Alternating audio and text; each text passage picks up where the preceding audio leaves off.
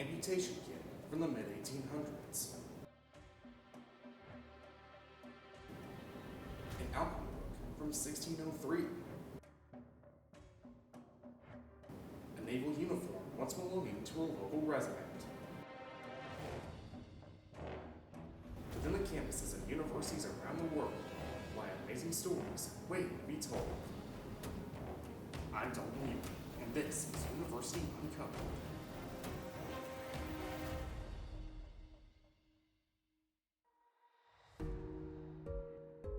The University of Southern Indiana.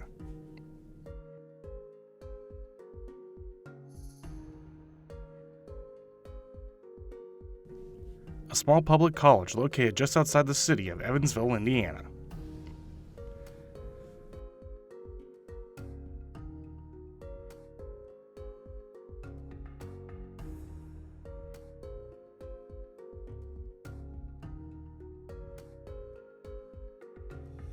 Standing in the middle of this beautiful campus lies the David L. Rice Library.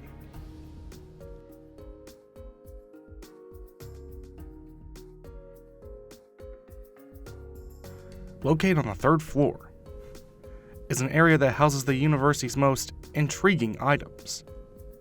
The University Archives. Jennifer Green, the university archivist at USI for 17 years, has met with us to discuss the archive's most interesting items, the first of which, an amputation kit from the mid-1800s.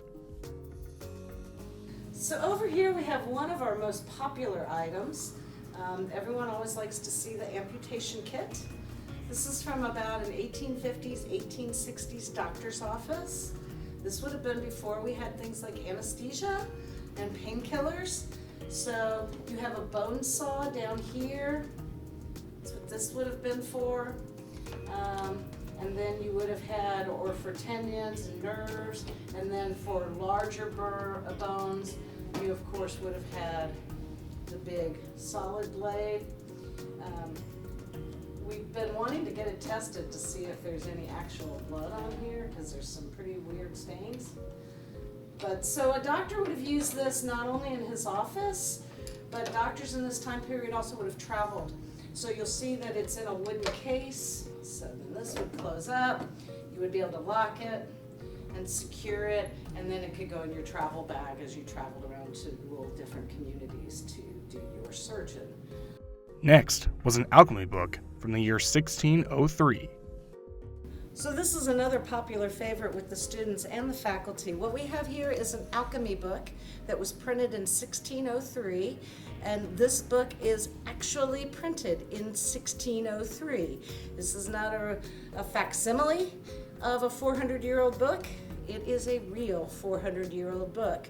In fact, if you think about it, it's almost twice the age of the United States of America. For those who don't know what alchemy is, it's basically the beginning of chemistry. This idea that you could take base metals and elements and turn them into gold or other elements. So it's full of magical charms and alchemical recipes that would help you to create whatever element it is you're trying to make at the time.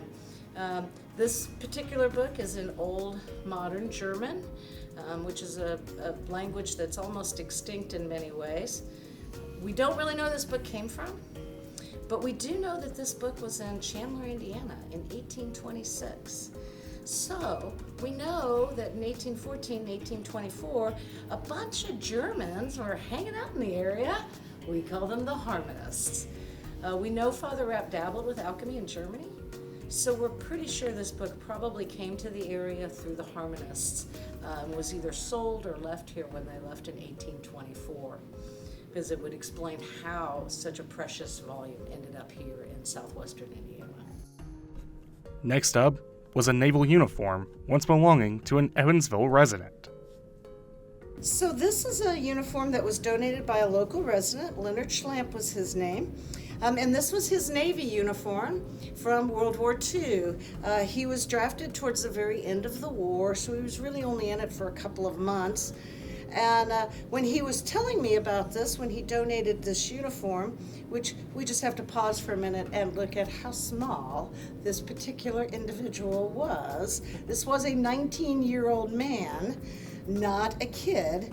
But anyway, he's telling me that as he's got this, after he left World War II, later he gets called up again at the Korean War. And he goes, and this was my uniform. And I said, well, but I thought you wore that in World War II. And he said, I did. I said, so when you went to Korea, you wore the same uniform? And he said, yeah. I said, they didn't even give you a new uniform, Leonard? And he said, well, the old one fit. And so there you go. So not the point. But anyway, you can see we have his complete, these are the blue uniform. We also have his whites, which was the summer uniform, and his gungudries, which is what you would have worn when you were working on the ship. He was in the Communications Corps. This is radio insignia. Again, you can just see how small this gentleman was. Right. And it definitely a different era.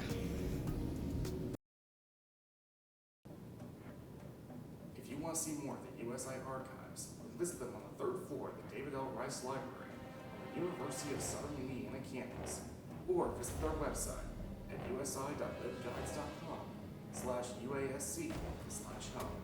Until next time, I'm Dalton Ewer. This is